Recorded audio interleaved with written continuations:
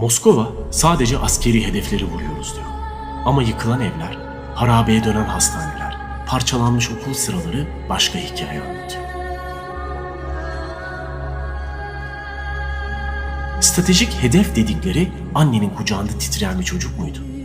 Yoksa sığınakta dua eden yaşlı bir kadın? Yer altına inen aileler, metro istasyonlarının soğuk taşlarında uyumaya çalışan çocuklar. Anneler fısıldayarak korkma yavrum derken gözlerinden yaşlar sessizce süzülür.